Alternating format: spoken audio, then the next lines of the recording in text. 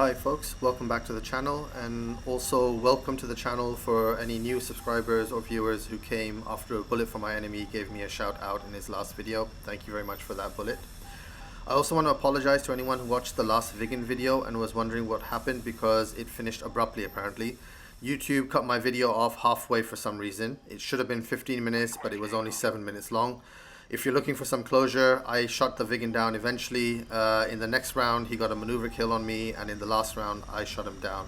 Basically, I learned that the trick was to force the 2 circle, even if it meant giving him my 6 temporarily, as he couldn't match the MiG-19's sustained turn rate. So, for this video, I jumped on in the afternoon to find a couple of blue players attacking our coastal airfields, Rant and Wujah al-Hajar. There were a couple of red players on, but most of the action was in the middle of the map or towards the east. I put out a call over S.A.L.S. asking for some help over the coast, but I figured that I would have to spawn at Rant to try to defend it, as the HQ is gone at Wujah and I can't spawn there. It's Era 3, which means AIM-9J, R60s and R13, so as a result I'm in the MiG-21. Normally, even with the better Fox 2 missiles, I still like to take 3 R3s, but for some reason on this flight I opted for 2 R3Rs and 2 R13s. You'll see why that's relevant shortly. So with the intro out of the way and me taking off, let's try to intercept this F-86, which is the closest bandit. Honestly, I hate fighting F-86s. You can't outclimb them, you can't outturn them in the 21, you can't outrun it because it has AIM-9Bs. My only hope is an R3R to the face at that merge. If that fails, I'm usually dead. I turn south after takeoff to follow the EWR reports. I pick him up on radar. I managed to get a lock as he's moving across my screen, and it's close enough that I immediately get toned for the missile lock. I fire a missile, and even though he's diving, it does manage to connect before I lose him in the clutter, so nice splash F-86.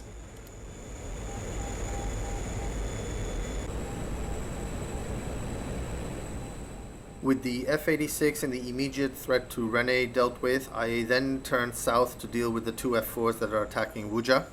I stay low and try to hide in the ground clutter because I'm outnumbered, so I definitely need to play this smart. My plan is basically to stay low, pop up at the last minute and try to hit one of them head on with an R3R and then deal with the remainder. But if I miss that one, then I'll be turning with 2 F4s, which is a very bad situation to be in. As I get closer, I can see one F4 on radar and I can see the other one jamming. I managed to lock the F4 over the airfield, and although I get toned immediately, it's still too far for a missile shot. The R3R is not a BVR missile, it's more like an all-aspect within visual range missile. At the last minute, I pull up to give my missile a better chance of connecting, and Fox 1. Then I wait to see if it's going to connect and splash F4. After that, I immediately turn and try to dive down because I don't want to eat a missile from the other F4, and I start turning to look for this other F4 because I'm sure he's looking for me.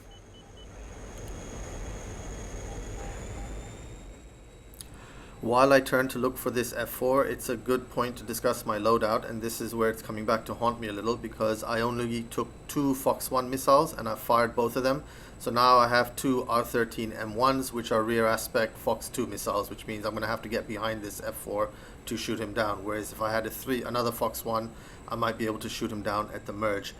I pick him up over the airfield, headed towards me, and we decide to go into a 1 circle, which is what I want because I want to try to get him slow if possible. As I roll over the top of him, he turns back into me, keeping the fight 1 circle, which is what I want. It's fairly neutral. He's slightly behind an offensive on me, but it doesn't seem too bad.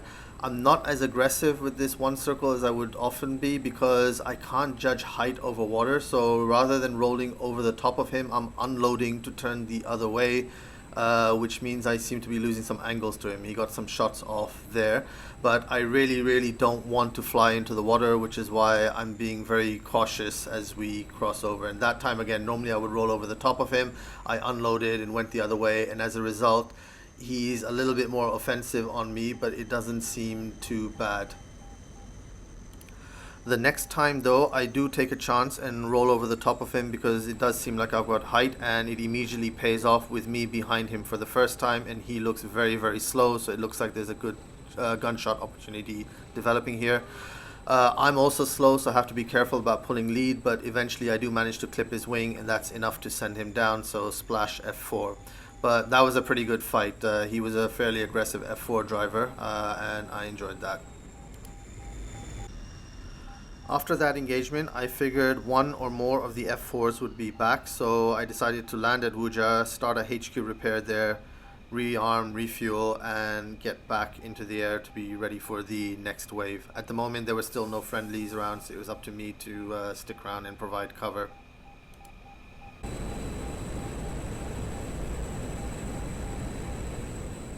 Once I was back in the air, an F4 was coming back up the coast from Beirut. It was easy to spot him on radar because he was jamming, so I knew exactly where he was. Luckily for me, he was coming up the coast, so it made it easy to find him, locate him, and lock him. He just seemed to be coming along pretty high and fast, so honestly, very straightforward to get a lock and get him in range. I'm holding my shot to the last minute to give my missile the best possible chance, and there we go, Fox 1 and splash. So another F4 down. It turned out to be the same guy I shot down in the dogfight just earlier. The next 10 minutes was basically the same thing on rinse and repeat. I would land, refuel, rearm, and come back up to find him flying down the coast towards Wujah, and I would shoot him down exactly the same way with an R3R to the face. This was the third time I shot him down.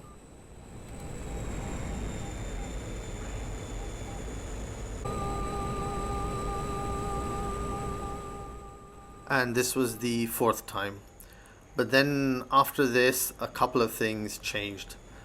Firstly, a friendly came over to help me, but he needed to refuel, rearm. So he landed at Wujah, and rather than me coming down to replenish missiles and fuel, I stayed up to provide cover because it didn't make sense to have two planes on the ground at the same time. And also the F4 driver learned a lesson and decided to come in low over the mountains from the south this time. Even though he was over the mountains, I was still getting his EWR position intermittently, so I headed to his last known location and I was circling looking for him. We'll discuss this decision later, but what it meant was that I picked him up very late. We were effectively in a two circle already, and this is about the time that I picked him up. The F4 is definitely the better two-circle turn fighter out of the two fighters, but initially I'm not doing too badly against him. I'm slowly making ground on him, but I suspect this is because I'm relatively low weight, low fuel, and he's probably very full with definitely 100% fuel and maybe even some air-to-ground ordnance. So I'm making good progress and gradually pulling him up towards my HUD, being careful not to pull too hard, because in the MiG it's very easy to pull too hard and lose all your speed. You can see the red lights are flashing just next to the gun sight. That means I'm pretty much at the limit of the recommended pulling amount.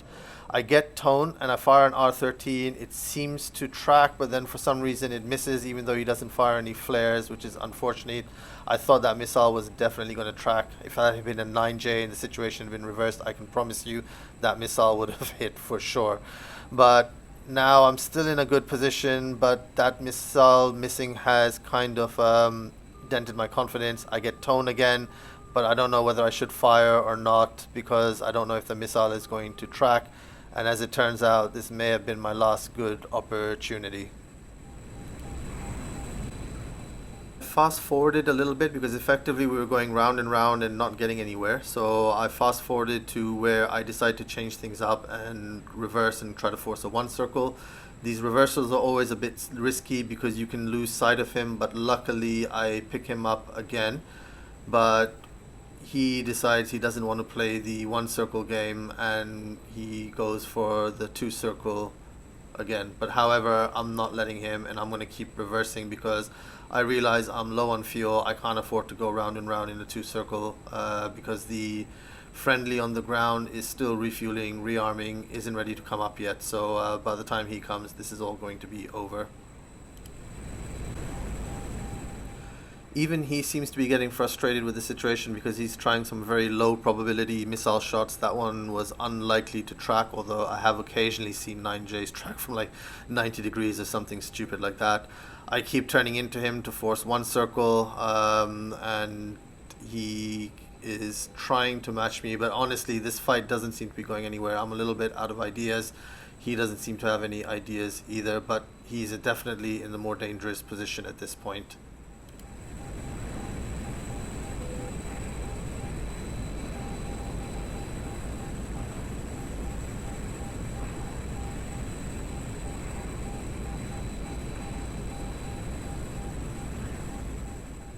He goes for another missile shot. Honestly, not the worst shot in the world, but luckily I'm pulling pretty hard so it doesn't track. And we're right back where we are. Turning in a two circle, he's in a more dangerous position behind me.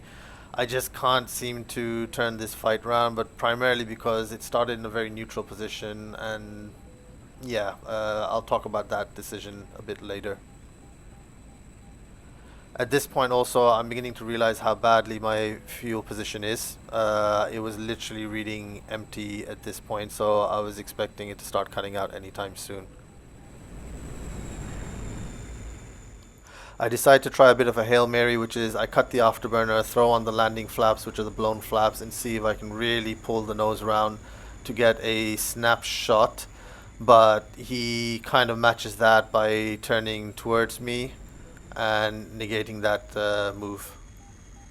And that's my engine dying at this point. He takes a few shots, but I am out of fuel, the engine's dying, so it's time to punch out and say goodbye. That said, I did my job. I kept him busy. The friendly fighter had taken off from Wujah. He got here a minute later and managed to shoot him down, so we were able to defend the airfield. There is an important lesson from this engagement that I want to share though. I'll talk over some footage from my last flight of the session where I was attacking their bombers. Ultimately, I may have been a bit unlucky in that if I had landed and refueled, I might have been able to hold out until the friendly arrived. But really, my big mistake was one that I see a lot of players make on this server. They get too attracted to EWR targets. What I mean by this is people often don't stop to think what's the best location to engage a bandit, and I fell into that trap in the last engagement. I saw an F4 coming over the mountains and I headed immediately over there to engage him. As a result, instead of spotting him before the merge, if the terrain had been say over the water or over less mountainous area, I spotted him when we were in a neutral two circle, and that made it very difficult for me to kill him. What I should have done instead was think about what I knew about the situation. It was almost certainly the same F4 pilot that I'd already killed 3 or 4 times. His target was Wujah. So instead of rushing to his location, where he's hard to see and find, why not position myself to the seaward side of Wujah by the coast and wait for him to show himself?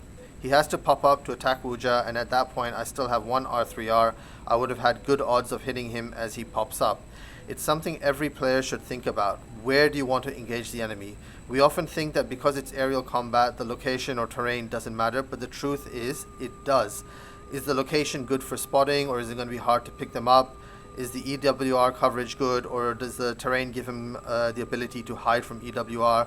How far am I from my own friendlies, both aircraft and SAM protection, and how close is he to his friendlies?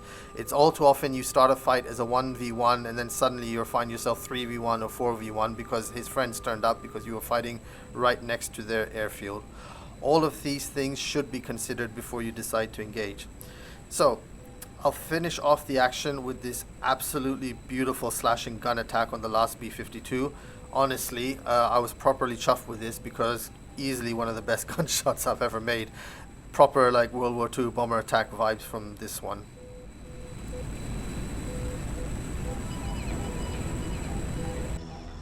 That's all for this video, folks. Hopefully YouTube doesn't mangle this one like the last one about the Vigan fight, and I hope you all enjoyed it. Let me know if you have any thoughts on my takeaway from that last fight with the F4, or if you have any other comments for me. Otherwise, if you like the action you saw, come check out Contention Cold War. Honestly, I think DCS Cold War PvP is very underrated in my opinion. It's one of the areas where DCS really shines, and more people really should give it a try. So come join us on Contention. Thanks for watching and see you next time.